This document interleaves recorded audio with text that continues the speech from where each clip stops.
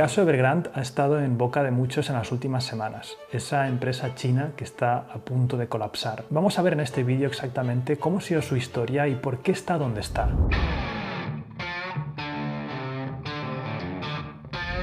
Hace 4 años habían dos personas que luchaban por convertirse en la mayor fortuna de Asia. Uno de ellos era nuestro conocido Jack Ma, presidente de Alibaba, y otro era Xu Yanjin, el presidente de Evergrande. Ambos tenían una fortuna personal de unos 40.000 millones de dólares, y durante mucho tiempo los dos magnates se rifaban el primer puesto.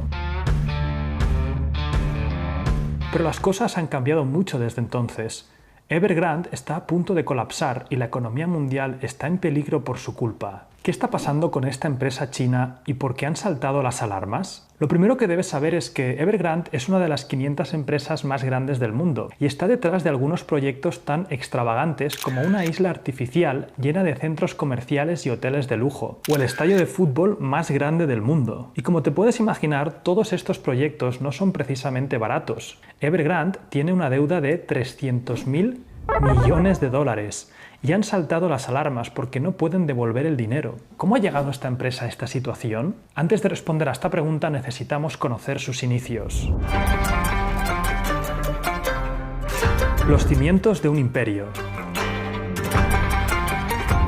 Xu Yanjin era un joven huérfano que había nacido en una zona rural muy empobrecida. Estudió metalurgia y muy pronto empezó a trabajar como obrero en una fábrica de acero, en la que fue ascendiendo y escalando puestos. Pero todo cambió en los años 90, cuando China dejó el consumismo a un lado y empezó a liberar los mercados. Por primera vez en mucho tiempo, los ciudadanos podrían poseer y vender terrenos. Esto lo cambió todo, porque muchas familias de clase media abandonaron los pisos gratuitos del Estado para comprar y especular con la vivienda. Y como no, aparecieron nuevos bancos que se enriquecieron gracias a las hipotecas. En definitiva, China tuvo un crecimiento económico muy importante en todos estos años. Y es aquí cuando nuestro protagonista, Xu Yanjin, con todos sus ahorros, decidió emprender una nueva aventura en el sector inmobiliario. Xu se mudó al sur de China, concretamente a Guangzhou. Allí creó una promotora inmobiliaria que empezó construyendo pequeños proyectos locales y acabó construyendo un negocio millonario con más de 200.000 empleados. Esa empresa era Evergrande. Y aunque sus orígenes fueran muy humildes, en poco tiempo su fundador se convirtió en un personaje político de peso y un millonario excéntrico. De hecho, se podría decir que su estilo de vida no pasaba para nada desapercibido. Es propietario de este lujoso yate valorado en 60 millones de dólares.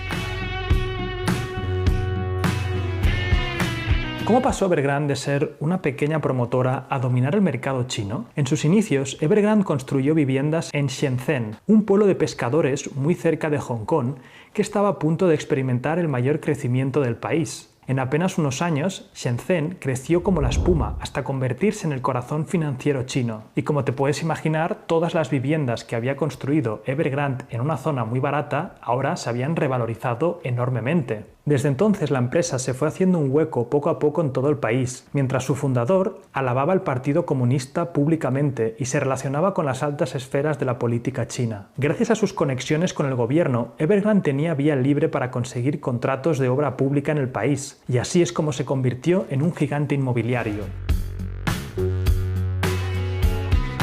Pero no son todo buenas noticias. Evergrande ha construido su imperio a base de endeudarse, como suele ocurrir en el sector inmobiliario. Es lo que se conoce como apalancamiento, que consiste en pedir dinero prestado para invertir y devolver poco a poco, con intereses, a medida que las inversiones van dando sus frutos. Esto no es necesariamente malo, todo lo contrario. Es habitual en inversiones muy costosas, como el sector inmobiliario, porque la rentabilidad es mayor si utilizas fondos ajenos en lugar de tus fondos propios. El problema es que Evergrande se ha apalancado por encima de sus posibilidades y ahora le está pasando factura. La caída de Evergrande.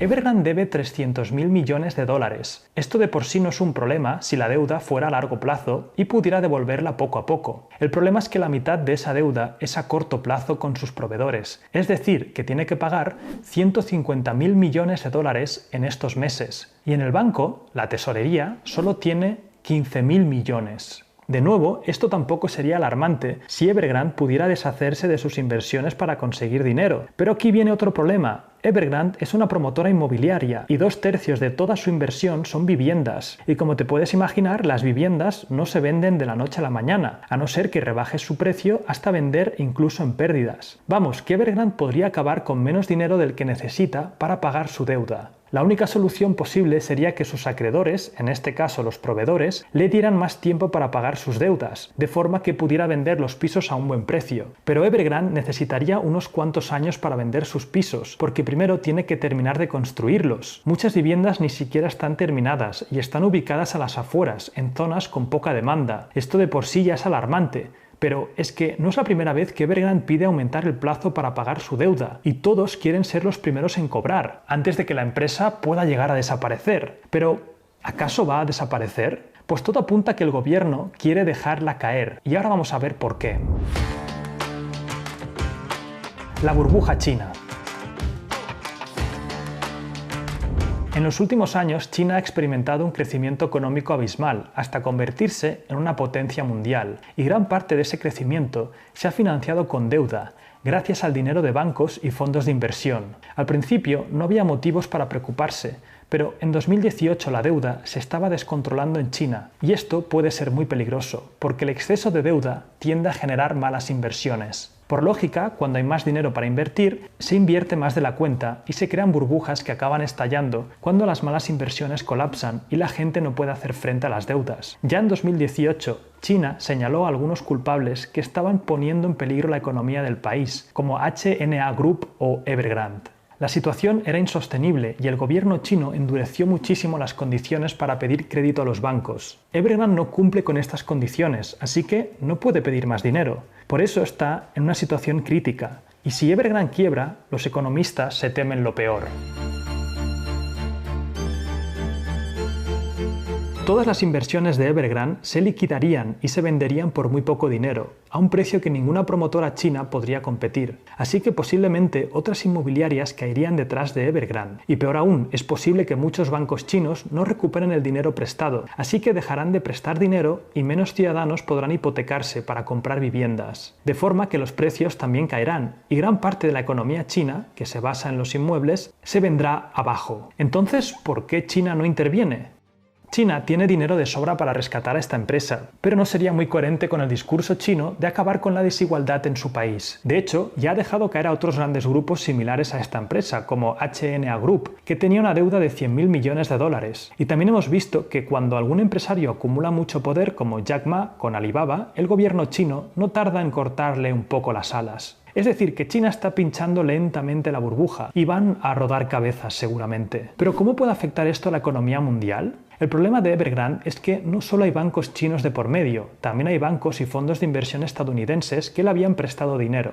¿Recuerdas que Evergrande tenía 15.000 millones de dólares en el banco? Pues aún así, Evergrande lleva 3 impagos seguidos a bancos extranjeros de unos 280 millones de dólares, y los únicos que han cobrado son precisamente los bancos locales chinos. Vamos, que los bancos extranjeros se pueden olvidar de recuperar su inversión, porque Evergrande solo va a pagar a quienes más les conviene. Pero no está todo perdido. Ahora mismo, la única esperanza está puesta en otra inmobiliaria china llamada Hobson Development, que está interesada en comprar el 51% de Evergrande por 5.000 millones de dólares. Y la gran pregunta es, ¿podrá este acuerdo salvar a la economía china? Por ahora nos falta conocer el desenlace, pero Evergrande ha sido un aviso a navegantes y pasará a la historia como la caída de un imperio que ha puesto en peligro la economía mundial. ¿Y tú qué opinas acerca de esto? Obviamente queremos saber la opinión de todos nuestros seguidores, así que la puedes dejar en los comentarios.